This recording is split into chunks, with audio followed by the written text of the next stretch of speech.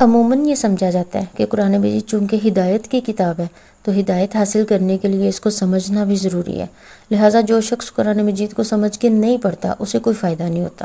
تو اس سلسلے میں پھر دنیاوی کتابوں کی مثالیں دی جاتی ہیں کہ قانون یا انجینئرنگ یا میڈیکل کی کوئی کتاب جو شخص سمجھ کے نہیں پڑھتا اسے وہ کتابیں پڑھنے کا فائدہ نہیں ہوتا۔ تو اس قسم کی مثالیں دیتے ہوئے اکثر لوگ یہ بھول جاتے ہیں کہ قرآن مجید کا معاملہ دنیا کی تمام کتابوں سے مختلف ہے۔ قرآن مجید جہاں ہدایت کی کتاب ہے وہاں اللہ کے ادا کیے ہوئے الفاظ بھی ہیں جنہیں خود اللہ نے ہی ترتیب دی ہے، تو اس کو صرف ادا کرنا، صرف اس کی تلاوت کرنا بھی عبادت میں شامل ہے۔ اللہ تعالیٰ نے قرآن مجید میں رسول اللہ صلی اللہ علیہ وسلم کی بعثت کا ذکر کیا تو فرمایا لَقَدْ مَنَّ اللَّهُ عَلَى الْمُؤْمِنِينَ إِذْ بَعَثَ فِيهِمْ رَسُولًا مِّنْ أَنفُسِهِمْ يَتْلُو عَلَيْهِمْ آيَاتِهِ وَيُزَكِّيهِمْ وَيُعَلِّمُهُمُ الْكِتَابَ وَالْحِكْمَةَ وَإِنْ كَانُوا مِنْ قَبْلُ لَفِي ضَلَالٍ مُّبِينٍ، کہ بے شک مسلمانوں پر اللہ کا بڑا احسان ہے کہ انہی میں سے ایک رسول ان میں بھیجا جو ان کے سامنے اللہ کی آیات تلاوت کرتا ہے، انہیں پاک کرتا ہے، انہیں کتاب کی تعلیم دیتا ہے اور حکمت سکھاتا ہے، بے شک وہ پہلے کھلی گمراہی میں تھے۔ تو اس آیت میں قرآن مجید کی تلاوت کو واضح طور پر نبوت کا الگ مقصد بتایا گیا اور قرآن مجید کی تعلیم کو ایک الگ مقصد بتایا گیا، یعنی اس کی تلاوت الگ اور اس کی سیکھنا سکھانا یہ الگ مقصد ہے۔ ایک دوسری بات یہ کہ خود رسول اللہ صلی اللہ علیہ وسلم نے یہ بات فرمائی کہ قرآن مجید کے ایک ایک حرف پڑھنے پر 10 نیکیاں ملتی ہیں۔ ظاہر ہے یہ اجر و ثواب ہر اس شخص کے لیے ہے جو قرآن مجید کی تلاوت کرتا ہے، خواہ اس کے مفہوم کو سمجھے یا نہ سمجھے۔ تیسری بات یہ کہ قرآن مجید کا ترجمہ اور تفسیر سمجھنے کے لیے پہلا مرحلہ تو تلاوت ہی ہے نا، جو شخص تلاوت کرے گا وہی ترجمہ اور تفسیر بھی سمجھے گا نا، اور جس سے تلاوت نہیں آتی وہ ترجمہ اور تفسیر کیسے سیکھے گا۔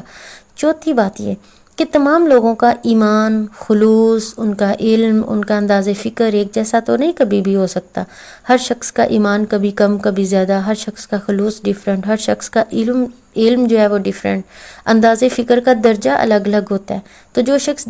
جس درجے میں قرآن مجید سے استفادہ کر سکتا ہے اسے اسی درجے میں ہی استفادہ کرنا چاہیے، اور اس دوران اگلے مرحلے کی اپنے اندر استعداد پیدا کرنے کی کوشش کرتے رہنا چاہیے۔ لہٰذا یہ بات تو طے ہے کہ جو شخص بھی قرآن مجید کا مفہوم سمجھے بغیر صرف تلاوت کرتا ہے وہ بے مقصد یا بے فائدہ ہرگز نہیں بلکہ عین عبادت ہے۔ البتہ تلاوت کے ساتھ ساتھ اس کا ترجمہ اور تشریح سمجھنے کے لیے مسلسل کوشش کرتے رہنا چاہیے۔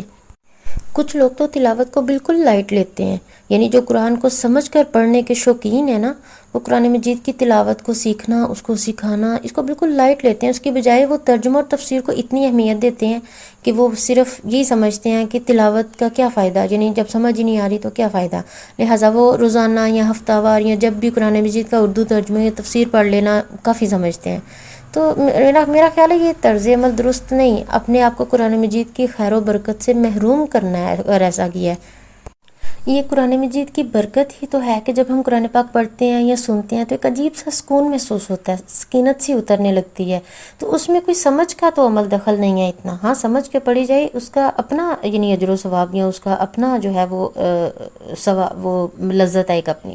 لیکن یہ ہے کہ دیکھیں جب یہ بات کہی نبی صلی اللہ علیہ وسلم نے کہ جس گھر میں البقرہ کی تلاوت ہوتی ہے یعنی اس کی آیات پڑھی جاتی ہیں اس گھر میں شیاطین بھاگ جاتے ہیں، شیاطین اپنے اثرات ختم کر جاتے ہیں، شیطانی اثرات ختم ہو جاتے ہیں۔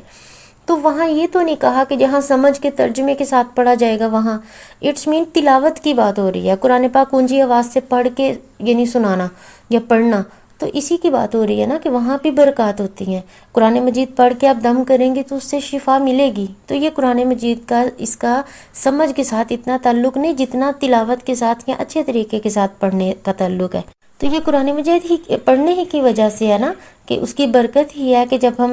تراویح میں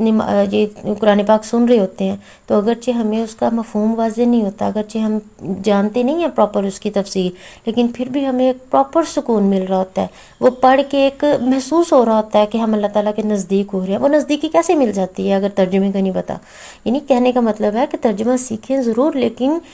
ترجمے کے چکروں میں سادی تلاوت کو، سادہ قرآن پاک سیکھنا، تلفظ، تجوید، اس سیکھنے سکھانے کو معمولی مت لیں یا بالکل بھی اس کو لائٹ نہ لیں کہ آپ اس کو اگنور ہی کر دیں کہ اس کی کوئی اہمیت ہی نہیں ہے۔ یہ اہمیت اس کی اپنی جگہ ہے۔ آپ کو اس کے ایک ایک حرف پڑھنے پر مسلسل 10 نیکیاں مل رہی ہیں اور ملتی رہیں گی، بغیر سمجھ کے پڑھنے پر بھی ملتی رہیں گی۔ تو اسی لیے تو وہ سننے کے بارے میں بھی ہے نا، جب قرآن پاک پڑھا جا رہا ہو تو خاموشی سے سنو، کیوں؟ تاکہ تم پر رحم کیا جائے۔ تو دیکھیں یہاں بھی تو یہی کہا نا،